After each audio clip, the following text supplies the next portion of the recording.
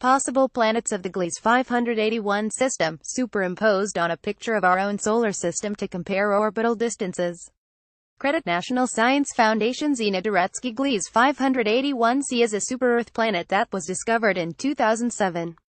It resides in the Gliese 581 system, which at 20 light-years from Earth is relatively close to our planet in celestial terms.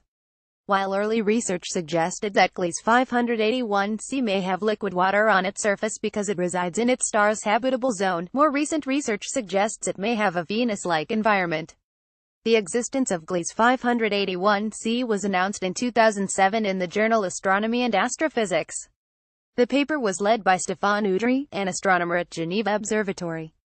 Gliese 581c was one of two super-Earth planets his team found, both at the edge of the star's habitable zone. Gliese 581c was found using the radial velocity method, meaning that it was detected through tugs on its parent star. The instrument that made the discovery was the HARPS spectrograph on a 3.6-meter telescope managed by the European Southern Observatory in Chile.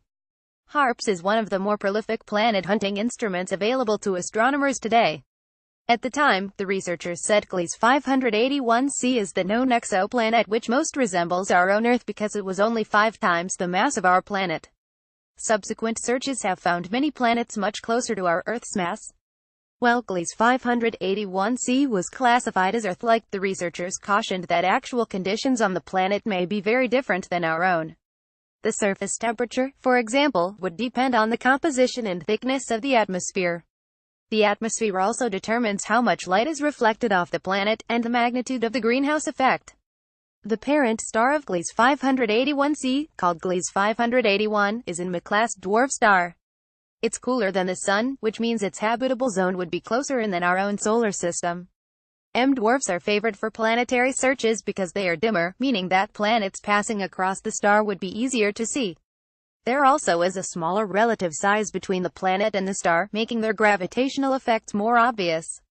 Researchers examining Gliese 581 have had different opinions over the years about how many planets were there. One example was the discovery of Gliese 581 grams in 2010.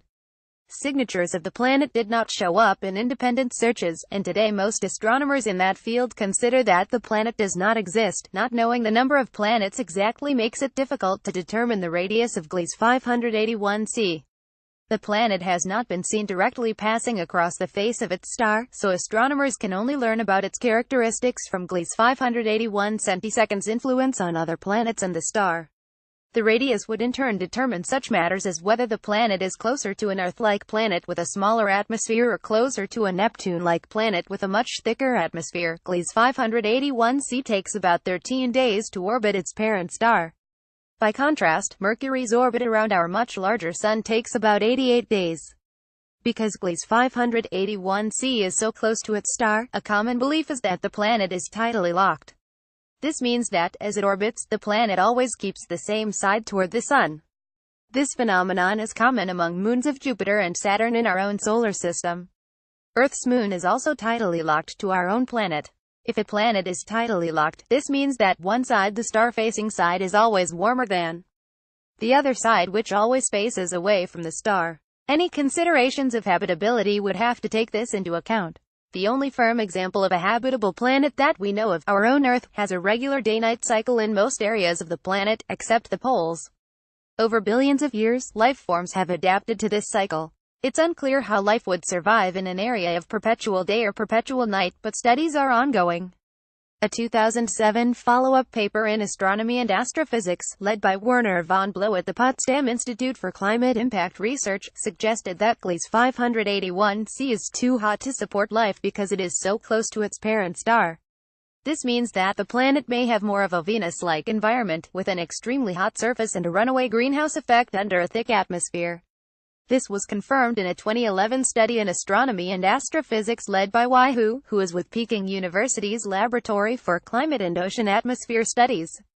While Gliese 581c has not been discussed much in scientific literature in recent years, astronomers are working more generally to improve their models of planets that are close in to their parent stars. An example is a 2013 article published in the journal Nature, in which a team led by Jeremy LeConte examines the conditions under which runaway greenhouse effects happen on Earth-like planets. This line of research is receiving increased attention again after the discovery of Proxima Centauri b, a potentially habitable planet just 4 light-years from Earth, in 2016.